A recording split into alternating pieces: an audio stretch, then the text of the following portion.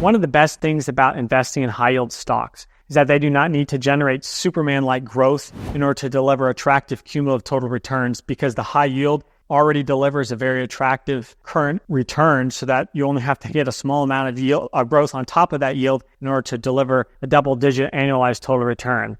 That makes dividend cuts the most dangerous aspect of high-yield investing, though, and the biggest threat to being able to generate market level or even market-beating total returns over the long term. And so in this video, I'm going to discuss what lessons I've learned from past dividend cuts that I've suffered to help you learn from my mistakes so you don't repeat them and you can be a better high-yield investor.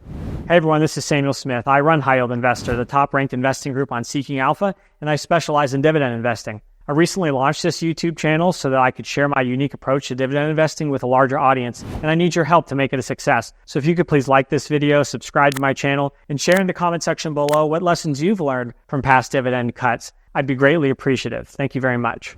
So the first one is New York Community Bancorp. Last year, in around March of 2023, we had the Silicon Valley banking crisis where that went broke. Signature Bank went broke. A couple other banks faced some serious problems. And I actually bought New York Community Bancorp during this crash because I felt that after speaking with the management that they were on solid footing. They had a strong balance sheet. They were conservatively underwritten. They had minimal exposure to commercial real estate, which is starting to become a concern as well in the eyes of the media due to higher interest rates and problems in the office sector. Bottom line is I felt they were a compelling opportunity, deeply undervalued relative to their book value. They had a high dividend yield that was well covered by earnings. And I just happened to get lucky that within a week of me doubling down on that stock, they bought Signature Bank, which had just imploded. They bought some of their assets for pennies on the dollar. And so their stock soared. I made a very quick, very hefty profit on that stock. I sold it, locked in strong gains, and moved on. Now, towards the end of last year, New York Community Bancorp stock was coming back down again. It had begun to pull back, and largely due to concerns about the commercial real estate sector, concerns about New York City, where it has, obviously, as the name implies, a significant concentration, as well as concerns about its rent-controlled multifamily portfolio that New York Community Bancorp had loaned mortgages to back some of these properties. And there were concerns that it was not going to be able to hold up well due to rent controls combined with inflation costs and interest rate costs increasing for these landlords. Well, I felt that these concerns were overblown. This is just a lender. After all, they have a tremendous track record. They're conservatively underwritten. No problem. Great way to gain a very attractive, well-covered yield.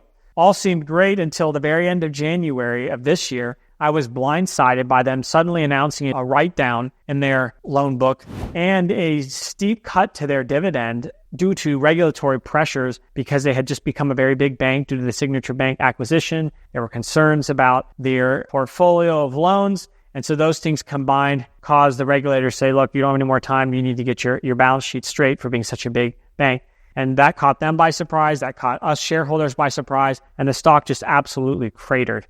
So what lesson did I learn from this? Thankfully, I was able to get out after the stock recovered a tiny bit. I still lost a lot of money on it, but I was able to get out and not lose as much as I could have. And since then, I've reallocated the capital to some other stocks that have helped me regain some of those losses. So everything's okay. But what lesson did I learn? Well, the biggest lesson I learned is that, frankly, the regional banking sector is not for me, and I don't think it's a good sector for high-yield investors in general. Yes, the yields can be very attractive. The business models can be stable and quite defensive over long periods of time, but they have one great Achilles heel that I personally just do not have the ability to properly gauge, as this example informed me. And that's simply that they are entirely dependent on investor and market confidence. If depositors lose confidence in the bank, if investors lose confidence in the bank, that bank is going down because their deposits will flee, their stock price will collapse, negative headlines from the media will swirl around them, and they're also at the mercy of regulators. At any time, regulators can just come in and say, hey, we're going to tighten your reserve requirements, we're going to tighten whatever requirement, we're going to make you cut your dividends so you have more cash flow being retained to strengthen your balance sheet. Any of these can happen literally at any time, even if the bank itself is on sound footing. And so for those reasons, it's just not a safe, long-term dividend payer compounder. And so for those reasons, I've completely exited the regional banking sector, and I don't plan on reinvesting there anytime again soon. Another dividend cut that was very painful for me somewhat recently was Hanesbrands. Now, this was a case where a stock that had a very high cash flow yield, that had quality brands, a diversified portfolio of them, an attractive dividend that was very well covered by earnings. They just got a new CEO from Walmart who knew the brand very well, seemed to know what he was doing. He had a great business plan for strengthening the brand, strengthening the business, strengthening the balance sheet, buying back stock, and potentially returning the company to dividend growth in the future. So, and underwear, which is his primary product, pretty defensive, pretty resilient. So I thought, okay, this is a great opportunity.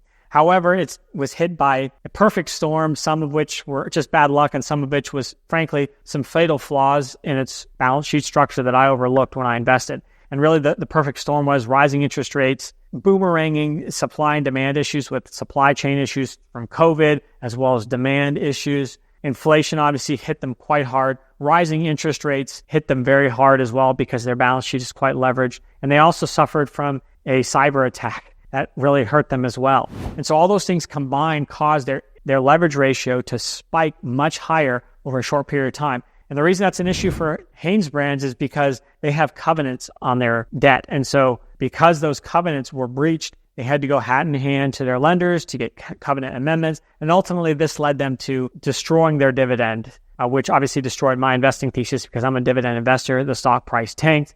They also had a few issues with some of their brands due to various market forces that were unpredictable in the apparel industry. And so the big lesson takeaway here for me was, if you're going to invest in a cyclical company that's as exposed to cyclical factors as Hanesbrands is, you need to make sure that the balance sheet is very strong, and particularly that the covenants are either very, very conservative or not, ideally not there at all, because this is a perfect case of a 6-foot man drowning while crossing a river that was 4 feet deep on average, because at a certain point, the river is much deeper than that. And if he's not able to swim to get through those deep points, he's going to drown. And that's what happened, or at least very nearly happened at Hanesbrands, certainly happened to the Dividend. Another recent dividend cut that was very painful for me was Algonquin Power Utilities. It had a very impressive dividend growth streak. It was growing at a high rate consistently for years, had an attractive dividend yield, had a defensive business model between its regulated utilities and its highly contracted renewable power segments. And so it seemed like a winner for me. However, one thing that I overlooked was their balance sheet. Yes, it had a BBB credit rating from S&P. Combined with its defensive business model, I thought it's sound there. But it was a very capital-intensive and sensitive business that was dependent on regularly going to Mr. Market to raise equity and debt to finance its aggressive acquisitions, finance its CapEx projects for its utilities, as well as its renewable power segments. And so between that and how it went about getting that debt, it became very exposed to the market at a time when interest rates rose very rapidly. And so that led to a gaping hole in their balance sheet, which forced them to cut their dividends significantly, and the stock price cratered. They also had to completely reorient their business model, moving away from aggressive growth and acquisitions, being more of a defensive, let's take care of our low-hanging fruit, let's consolidate what we currently have. And now they're actually even selling off their renewable holdings. They have a new CEO, they have a new course. I think their new course is good. They've got an activist investor involved.